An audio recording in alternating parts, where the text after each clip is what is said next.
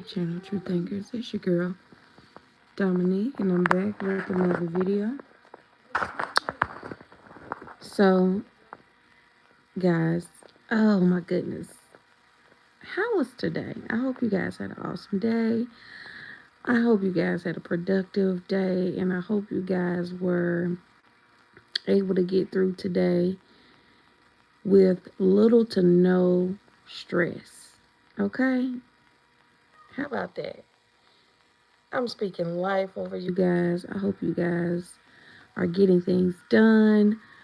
Especially as a true thinker, we always are looking for something excellent out of the day. I know I'm always expecting something good out of the day. I know a lot of people don't wake up like that, but wake up expecting something good to happen. Wake up expecting to do something good for someone. You know what I'm saying? Don't wake up complaining. Don't wake up grouchy. Don't wake up angry. Don't wake up blaming other people. Wake up expecting good, great things to happen. Always wake up with gratefulness, gratitude, and being humble.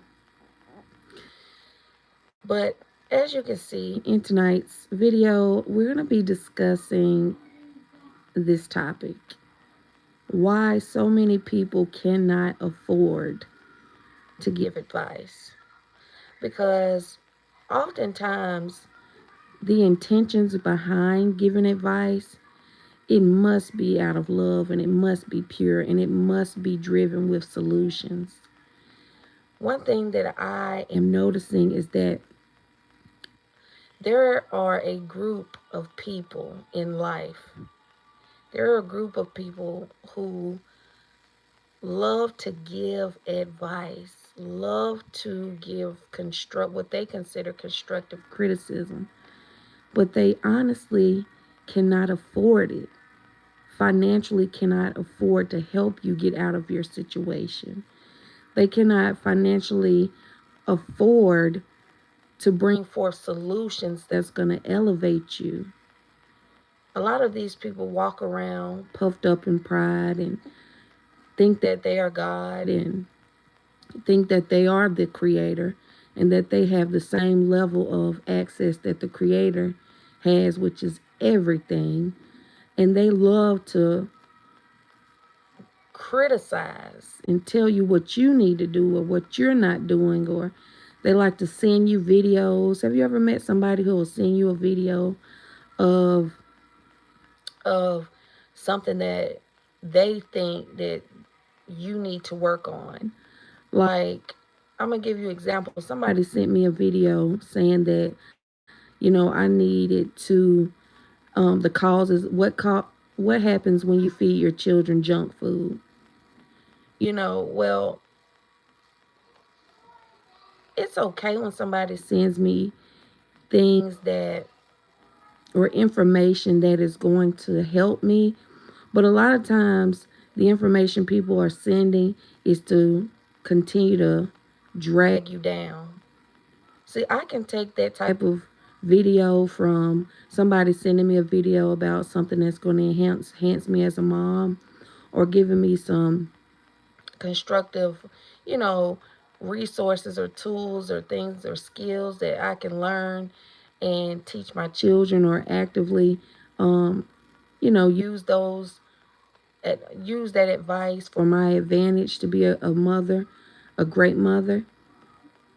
I can take that from someone who is genuine, and I can take that from someone who I know has a solution behind it.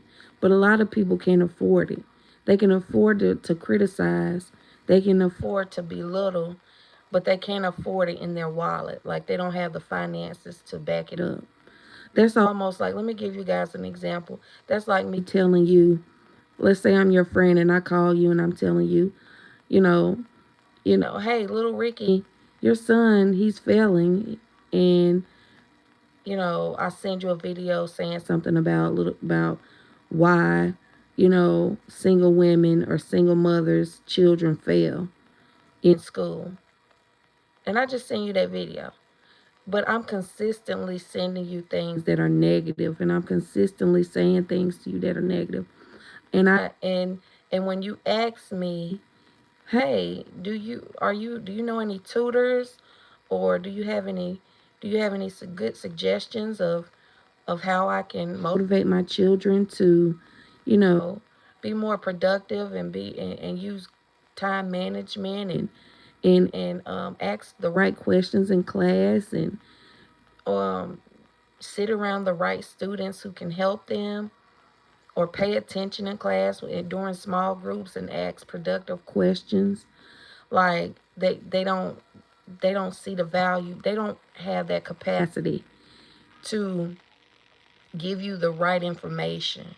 They don't have the solutions to your problems. They can't pay for a tutor. They can't um they can't do anything but criticize. Sit back, criticize you of everything that you're doing, but can never. And these people are planted there. These people are planted there by Satan. Make no mistake, these people in your life that's consistently criticizing you and don't have the funds to get you out of your situation. You know, sometimes, take it as face value. Okay, the food for my children. Don't criticize me. Help me out. You know what I'm saying? A lot of times people don't know the value of community because they never were raised around a community. They didn't have the family structure. They didn't have the community. They didn't have the neighborhood where you knew everybody in the neighborhood. They didn't have that. So a lot of times we want to, as believers, we get angry, we get mad, we get the flesh rises up. What else? We not only does the flesh rise up, but we get offended. But what I'm learning is, if somebody's gonna give me some type of constructive criticism or try to criticize me, especially criticize me as a mom. Some people criticize you because they know you value being a mother. They know you value being a mother, so they're going to criticize that because they know that's going to get under your skin. They're going to criticize you as a father because they know you love being a father, so they're going to do that to get under your skin. They know you love being a great husband. They're going to criticize you for being a great husband, or being a great son, or being a great daughter, or being a great person in the community. They're going to criticize those things. They're going to criticize them because guess what? The name of the game, you already know what it is. You know who is who. You know that the enemy comes to do what? We already know it. I don't even have to say it. And a lot of times, like I'm telling you guys, they don't have the funds. They have all the advice for you, but when it's time to put the money where the mouth is, they don't have the money. The money is gone. They are in debt.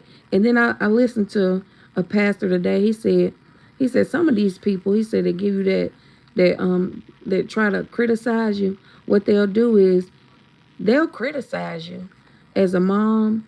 They'll have the money to pay the bills, but instead of them paying the bills, they pay on the bills.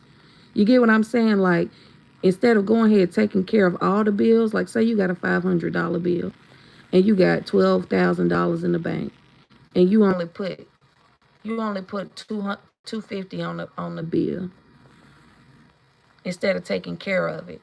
You pay on the bill, but you don't take care of it.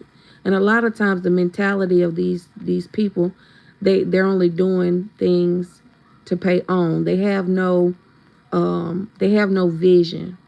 A lot of times they don't have vision for your life.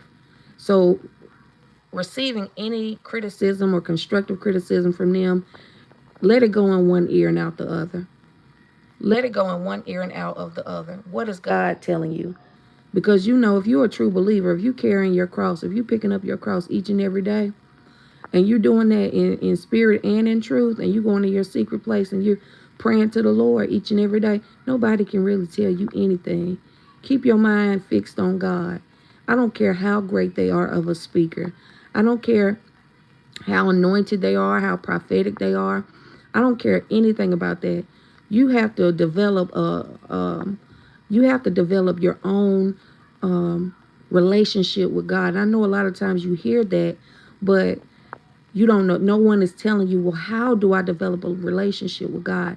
Well, it was this guy. He was an atheist, and for 30 days, he said that he was going to pretend pretend to serve God for 30 days. And he ended up doing it, and just so happened, he's no longer pretending. He's no longer pretending. And you know what it took? It took him to ask, seek, and knock. That is the method that I use. Ask, seek, and knock each and every day. It's in the Bible. Just go ahead and read it. Go ahead and Google it and read it yourself. Because I'm not here to teach, and I'm not going to do that. I'm not going to break it down for you. I'm not going to debate the Bible with anybody. I'm not going to allow anyone to make my faith waver. A lot of times when they give you this constructive criticism, they want to bend your faith. They want to see if they can bend your faith. They want to see if you will stop serving God. They want to see if you will change. They want to see if you go back to your old ways. And a lot of times they want to keep you stuck in the past. They want to keep you stuck in the past because to keep you stuck in the past, you'll never fulfill your purpose, what God had for you on this earth. They don't want you to fulfill that. Satan does not want you to fulfill that purpose. So what they do, they criticize you. They try to weigh you down. They weigh your energy down. They weigh you down each and every day. They try to make you feel like they are better than you. They try to make you feel like that they have all the answers. They want to isolate you. They make you feel like there's no one out here that you can trust. They make you feel like everybody is out here to get you and everybody's out here watching you. That's a lie. Stop allowing people to isolate you from your family. Stop allowing people to isolate you from people, good people. Stop allowing people to isolate you from networking. They try to kill your confidence, so you're afraid to speak to people. You're afraid to talk to people. You're afraid to network with people. Don't allow them to do that. When they come in saying all these criticisms and you ask them for help or resources that they have available and they have absolutely nothing, know who you're dealing with. It's going to always fall flat. They don't have your best interests at heart. And they never will have your best interests at heart. So there's no reason to even get mad about it. There's no reason to puff up in pride and flesh and all of that.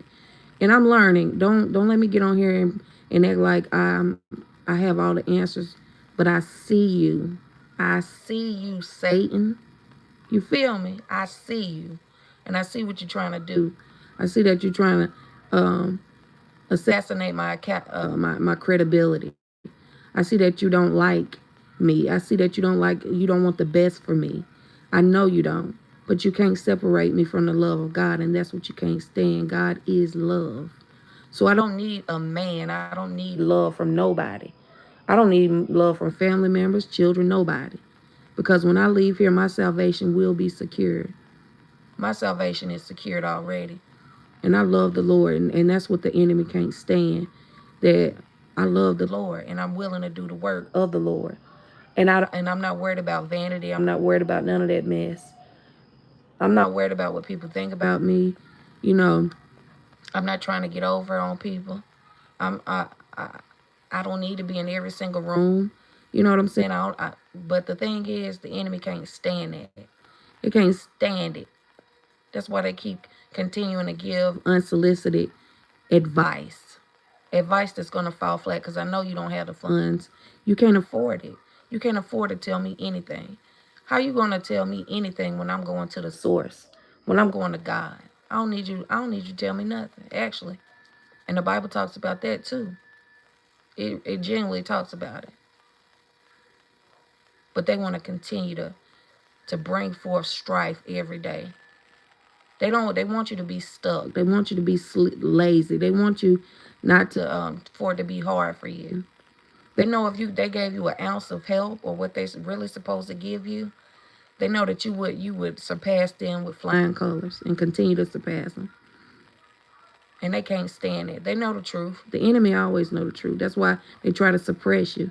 Try to suppress your thoughts. Try to suppress how you feel each and every day. A lot of you wake up, you sluggish. You can't work out because of these people. Stop allowing these people to make you feel that way. Do the opposite of what they want you to do. They want you to lay around, get up. They want you not to be able to handle business, go handle it. You have to do the things that you don't want to do. Discipline yourself. Discipline yourself. Start one day at a time. One thing at a time, one day at a time. And stop allowing these people that can't afford to tell you nothing to tell you something. If they're not putting their money where their mouth is, I don't want to hear it. If you're not actually bringing forth resources that's benefit me, I don't want to hear it. I honestly don't. I'm going to the source every day. I'm asking, I'm seeking, and I'm knocking. I'm asking, I'm seeking, and I'm knocking. And I'm picking up my cross. I'm carrying it each and every day. Each and every day. And I'm not allowing nothing to separate me from God and what his promises are for me and my children and over my life. And I'm not allowing anybody to put a lens or a mirror up to me to compare me to anything or anybody. Because there is nothing. There is no comparison when it comes to me. I don't care. I'm not sitting around thinking about, oh, well, I wish I could like this person, or I wish I could do this, or I wish I could try that, or I wish I could stay that over here. No.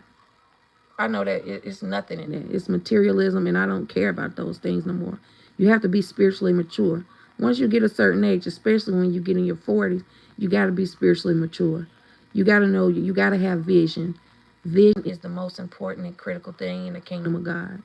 Because if you don't have vision, baby, I don't know what to tell you. You're going to be out here without a paddle. On a boat without a paddle.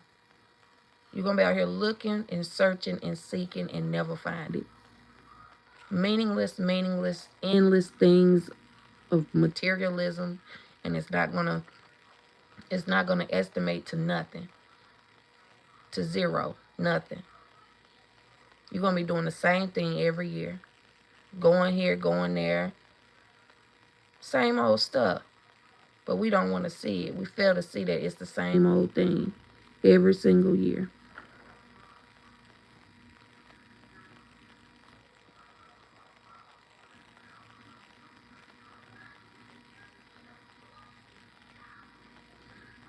And let me address this person down here. I don't know if you're still in here.